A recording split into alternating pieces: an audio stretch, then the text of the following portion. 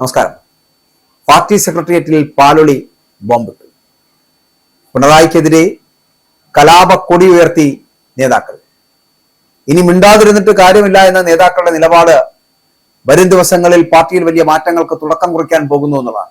സംഘടനാ സംവിധാനത്തിലുടനീളം അഴിച്ചുപണി വേണമെന്ന ആവശ്യം വളരെ ശക്തമാകുന്നു.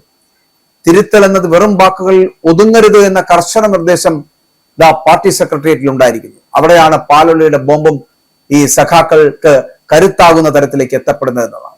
അപ്പോൾ ഇവിടെ CPM-ൽ പിണറായിക്കെതിരെ ശബ്ദമുയരുന്നു. കാരണം ഇവിടെ മിണ്ടാതിരുന്നിട്ട് ഇനി കാര്യമില്ല എന്ന നേതാക്കളുടെ നിലപാട് വരും ദിവസങ്ങൾ പാർട്ടിയെ തന്നെ വലിയ മാറ്റങ്ങൾക്ക് തുടക്കം കുറിപ്പിക്കുക തന്നെ ചെയ്യും. സംഘടനാ സംവിധാനത്തിലുടനീളം വലിയ അഴിച്ചുപണി വേണമെന്ന ആവശ്യമാണ് ശക്തമായിട്ടെത്തുന്നത്. തിരുത്തൽ എന്നത് വെറും വാക്കുകളിൽ ഒതുങ്ങാതെ വളരെ കൃത്യമായിട്ടുള്ള നിലപാടുകളിലേക്ക് പോകണമെന്ന് പറയുന്നത്. അതായത് തിരഞ്ഞെടുപ്പ് പരാജയത്തിന് പിന്നാലെ CPM-ൽ അസാധാരണമായിട്ടുള്ള ഒരു പൊട്ടിത്തെറി ഉണ്ടായിരിക്കുന്നു. മുഖ്യമന്ത്രി പിണറായി വിജയനും സംസ്ഥാന സെക്രട്ടറിയായ MV ഗോവിന്ദനുമെതിരെ സംസ്ഥാന സെക്രട്ടേറിയറ്റിൽ കടുത്ത വിമർശനങ്ങൾ ഉയർന്നിരുന്നു. മിണ്ടാതിരുന്നിട്ട് ഇനി കാര്യമില്ല, കേൾക്കണം, തിരുത്തണം എന്ന കർശന നിലപാടിലേക്ക് നേതാക്കൾ എത്തിയതോടെ 13 മണിക്കൂർ നീണ്ട മാരത്തൺ ചർച്ചയ്ക്കാണ് AKG സെന്റർ സാക്ഷ്യം വഹിച്ചത് എന്നുള്ളതാണ്. പിണറായി വിജയന്റെ ഏകാധിപത്യപരമായ ശൈലിക്കെതിരെയുള്ള CPM-ലെ ഒരു വിഭാഗത്തിന്റെ തുറന്ന യുദ്ധത്തിനാണ് ഇപ്പോൾ തുടക്കമായിരിക്കുന്നത്. ഭയം മാറി നേതാക്കൾ സംസാരിക്കാൻ തുടങ്ങിയത് പാർട്ടിയുടെ ഭാവിയെ സംബന്ധിച്ചിടത്തോളം നിർണായകമാണ്. അധികാരത്തിന്റെ തണലിൽ വീഴ്ചകൾ മറച്ചുവെക്കുന്ന രീതി ഇനി അനുവദിക്കില്ല എന്ന സന്ദേശമാണ് CPM സംസ്ഥാന സെക്രട്ടേറിയറ്റ് നൽകുന്നത്.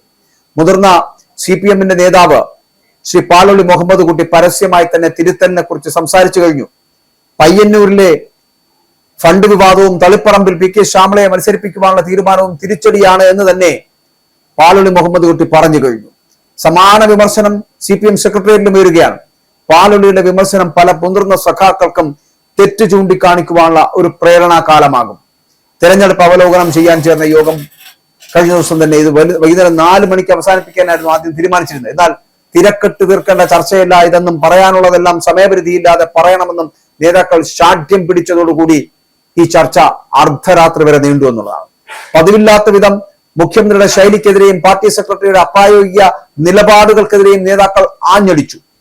അസഹിഷ്ണുതയോടെയുള്ള പെരുമാറ്റം അവസാനിപ്പിക്കണമെന്നും താഴെത്തട്ടിലുള്ള പ്രവർത്തകരുടെ വികാരം ഉൾക്കൊള്ളാൻ നേതൃത്വത്തിന് കഴിയില്ല, അല്ലെങ്കിൽ അത് കഴിയുന്നില്ല എന്നുകൂടി യോഗത്തിൽ വിമർശനമുയർന്നു. പാർട്ടി സെക്രട്ടറി സ്ഥാനത്ത് നിന്ന് MV ഗോവിന്ദൻ മാറി നിൽക്കുന്നതാണ് ഉചിതമെന്ന പരാമർശം വരെ ആ യോഗത്തിൽ വന്നു എന്നുള്ളതാണ് ഏറ്റവും വലിയത്. അപ്പോൾ തിരഞ്ഞെടുപ്പ് പ്രചാരണ വേളയിലും അതിനുശേഷവും ഒക്കെ ഗോവിന്ദൻ സ്വീകരിച്ച പല നിലപാടുകൾ പാർട്ടിയെ പൊതുസമൂഹത്തിൽ പരിഹാസ്യമാക്കിയെന്ന് ഒരു വിഭാഗം നേതാക്കളടക്കം വിശ്വസിക്കുകയും ചെയ്യുന്നുണ്ട്. പാർട്ടിയെ നയിക്കാൻ കൂടുതൽ ഊർജ്ജസ്വലനായിട്ടുള്ള ഒരു നേതാവ് വേണമെന്ന ആവശ്യം പരോക്ഷമായി തന്നെ യോഗത്തിൽ ഉയർന്നു. മുതിർന്ന നേതാവ് പാലൊളി മുഹമ്മദ് കുട്ടി നേരത്തെ തന്നെ പരസ്യമായിട്ട് ഉന്നയിച്ച വിമർശനങ്ങളുടെ അലയൊലികളാണ് സെക്രട്ടേറിയറ്റിലും പ്രതിഫലിച്ചത് എന്നുള്ളത്. ആ ബോംബ് പാലൊളി മുഹമ്മദ് കുട്ടി ആ സെക്രട്ടേറിയറ്റിനുള്ളിലേക്ക് ഇട്ടില്ല എന്നുണ്ടെങ്കിൽ ആരും ചിലപ്പോൾ ഇതുപോലെ പിണറായിക്കെതിരെ ഒരു അക്ഷരവും മിണ്ടാതെ ഇരുന്നേനെ.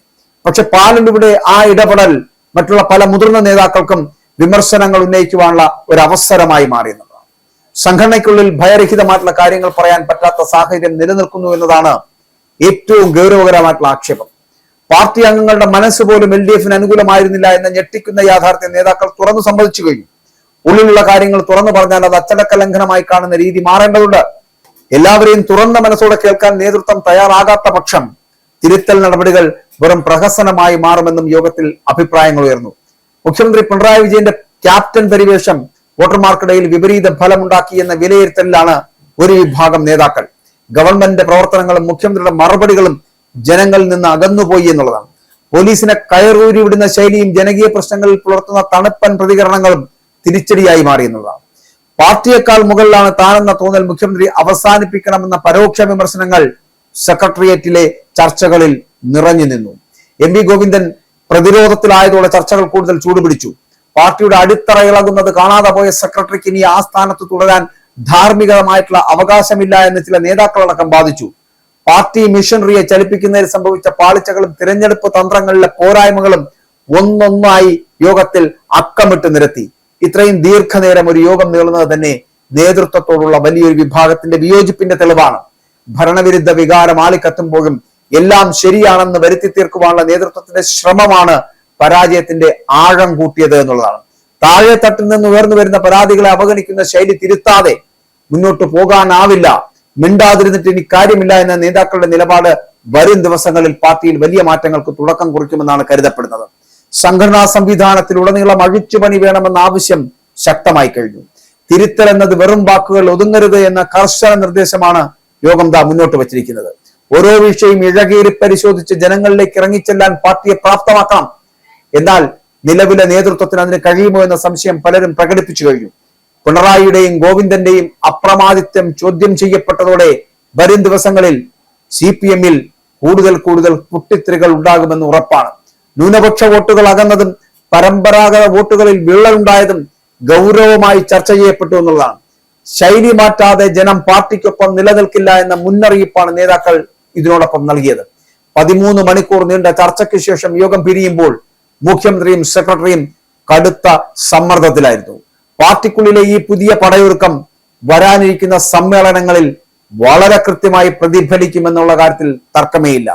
പാർട്ടി സെക്രട്ടേറിയറ്റിൽ എന്തായാലും പാലൊളി ബോംബിട്ടത് ഒരു വലിയ തുടക്കമാണ് എന്നുള്ള കാര്യത്തിൽ തർക്കമില്ല. തിരുത്തി തുടങ്ങുവാൻ CPM തയ്യാറാകേണ്ടിയിരിക്കുന്നു.